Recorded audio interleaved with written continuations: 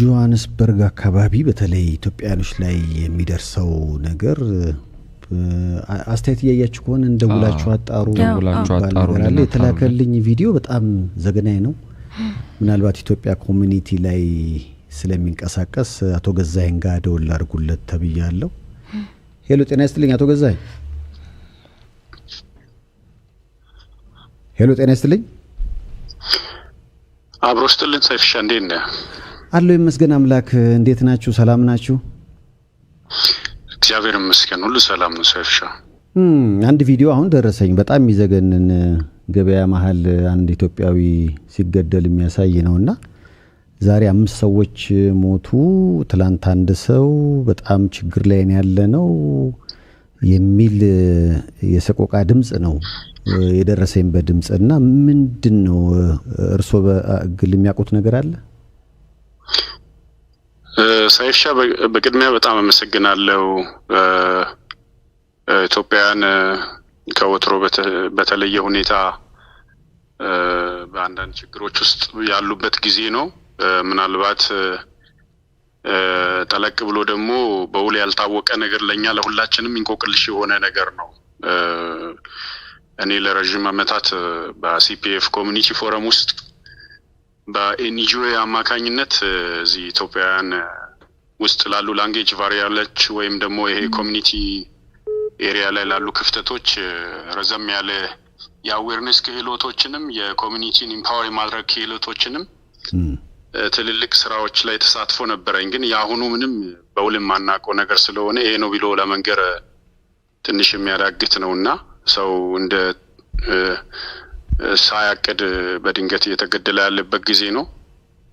እንዴት ነው ብለን እንደምናወራም አልገባንምና አንዳንድ የሚሰሙ ነገሮች ትንሽ ጥናታዊ ዲፕሎማሲ የሚፈልጉና የሀገራትን የመንግስታትን ኤንጌጅመንት የሚጠይቁ ናቸው። እንደዚህ አደባባይ ወጥተንም እንገታው አይነት አይመስልኝም። ከዚህ በፊት ለሀገራችንም ለተለያዩ ነገሮች ፊት ይስባል ያው ፊት ለፊት ወጥተን ድምጽ ስለምንሆን ያው እኛም ጋር ይሰማል። እንዴት ነው ምን እየሆንን ነው ምናምን የሚባል ነገር አለ። ግን ደግሞ የት ጋር ብለን ደግሞ እንውጣ ግራ ገብቶናል ሰይፍሻ። ግራ የሚገባ ነገር ነው። ባለፈውም እንደዚሁ በበርካታ በ16 ጥይቶች የሞት አንድ ኢትዮጵያዊ ጉዳይ አጋጥሞን ነበረ። አሁን ደግሞ ይሄ ነገር እንደቀጠለ ነው። የሰው ምን ሰማው አሁን ትላንት 5 ሰው ዛሬም አንድ ሰው የሚል ነገር ነው የሰማሁትና ምናልባት አንድ ኤሪያ ላይ መስማው ሊሆን ይችላል። ኢንታየር ስናይም ፕሮቪንስ ላይ ደቡብ አፍሪካ ከግማሽ ሚሊዮን በላይ ኢትዮጵያውያን አሉ። እኔ እንግዲህ ሲፒኤፍ ኢንጌጅመንት ላይም ስላለሁኝ ከ270 ሺህ ያላነሰ በሰላምና በሌሎች ቴምፖራሪ ዶክመንት የሚኖሩ አሉ። ከዛ በላይ ደግሞ ዶክመንት ሳይዝ የሚኖር ኢትዮጵያዊ አለ።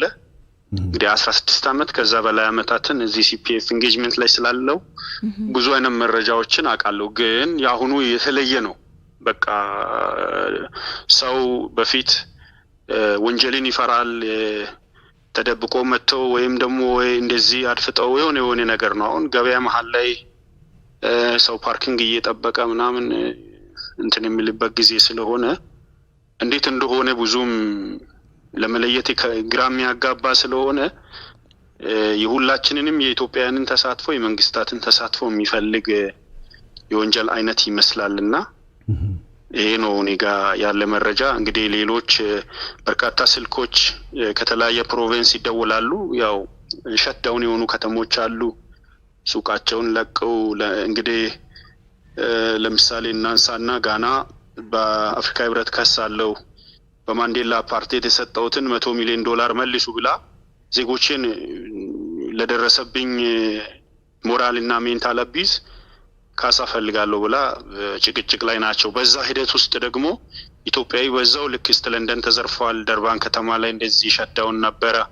ኩንታውን እንደዚህ ሌሎች ፕሮቪንሶች ላይ እንግዲህ ከሞላ ጎደል አንዳንድ ጠንካራ ኮሚኒቲ መዋቅሮችና አካባቢ ማህበረሰብ ጋር ጥሩ ኢንጌጅመንት ያላቸው አካባቢዎች ራሳቸውና አካባቢያቸውን ሴቭ አድርገዋል እንጂ ሌሎች አካባቢዎች ላይ በርካታ በርግጥ ኢትዮጵያንም ብቻ ያነጣጠረ ባይሆንም ሁሉንም አፍሪካ መጤጠል የሆነ ጥላቻ ነው። ለዚህ ሁሉ ምክንያትና ደግሞ ኮዝ የሆነው ላክስ የሚባል ባለፈው ኢትዮጵያ ሄደው ልጅ ነው ፕራይቬትሊ በየሀገሩ እንደዚህ አይነት ተቃዋሚ ፓርቲዎችና ወጣት አመፀኛ ወጣቶችን አደራጅቶ ኢትዮጵያንን እያስጠቃ ያለ እንግዲህ ያው ኢትዮጵያውያን ችግር ላይ ናቸው።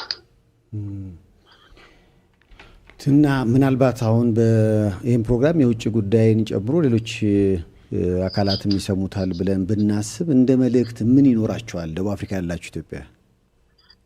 እንደ መልእክት ደቡብ አፍሪካ ላለን ኢትዮጵያውያን የመንግስታት የውጭ ጉዳይም ተጠሪ መስሪያ ቤቱም ክቡር ጠቅላይ ሚኒስትር ጽሕፈት ቤትም ሌሎችም እንደው በአፍሪካ ህብረትም አማካኝነት ሆና የአፍሪካ ህብረት መቀመጫ ናት ኢትዮጵያ በማንዴላ ፓርቴቱ ዘመን ፓስፖርት ከመስጠት ኢትዮጵያን በኢኤንሲ ምስረታ ላይም ትልቅ አሻራ ያለ ሀገር ነው። እኔን እየሰማው ነው እነን ሁሉ ድፍረትና ጥንካሬ አግኝቼ የፓን አፍሪካን አዛናና የፓን አፍሪካን ሙቭመንት ተቀንቃኞች ኢትዮጵያን ቦልድሊ ምዕራባውያን በተቃወሙ ሰዓት ደቡብ አፍሪካውያን የደገፉን ናቸው። ከ60 በላይ ደቡብ አፍሪካውያን ለኢትዮጵያ ድምጽ ሆነዋል። አሜሪካን ኤምባሲ በሄሊኮፕተር እንዲከበብ ያን ሰልፍ እንደውም በመሪነት በኔ ኦርጋናይዜሽን ነው ላይሰንሱን ላይ ወጣ ለመንገዱ ፈቃድ ውለታ ያዋሉ ናቸው። አሁን ደግሞ ተገልብጦብን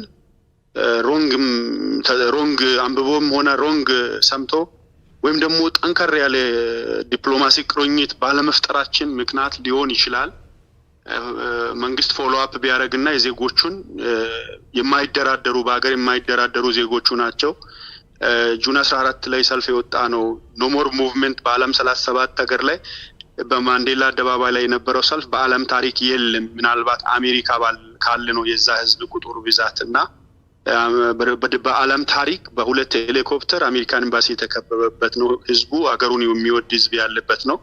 እዛ በመቀጠል ክቡር ጠቅላይ ሚኒስትር ወደ አፍሪካ ሲመጡ አደባባይ ግልብጥ ብሎ ወጥቶ እንግዲህ ፖለቲከኛም መጤጠል ሰው አይን ውስጥ ጥልቅ ብሎ ገብቷል። ያም ደግሞ እንዲሆን ጎልቶ እንዲታይ ያደረገ አንድ ላክስ የሚባል ኢትዮጵያ የደሰው ሮንግ መረጃ ነግሯል ስለ ኢትዮጵያውያን። ስለዚህ ዲፕሎማሲ ኢንጌጅመንት ፈጥሮ ነው ማስተካከል የሚቻለው። ክቡር ጠቅላይ ሚኒስትሩ ትልቅ ስራ ሰርተው ነበሩ። ትልቅ አቺቭመንትም ዜጎቻችን እንዳይቸገሩ ዶክመንት ይሰጣቸው ተብሎ ባላ ጥሩ በሚባል ተፈራርሞ ጥሩ የሚባል ኢንጌጅመንት አድርገው ያን አጋጣሚ ክትትል ካለመደረጉ የተነሳ ባላፍነት የነበሩ ሰዎች ካለመወጣታቸው የተነሳ ህዝቡ ለጉዳት ተዳርጓል። ሳይፍሻ ሂቶች ሆስፒታል ወልዶ ወረቀት ባለመኖር የሞቱ አሉ። እጃቸው ተቆርጦ በእንደዚህ አይነት ድንገተኛ አደጋ ያልታከሙ አሉ። በእያንዳንዱ ሆስፒታል ይደወላል። በእያንዳንዱ ሀገር ላይ ችግር አለ። በእያንዳንዱ ሀገር ጥሪ ይደረጋል።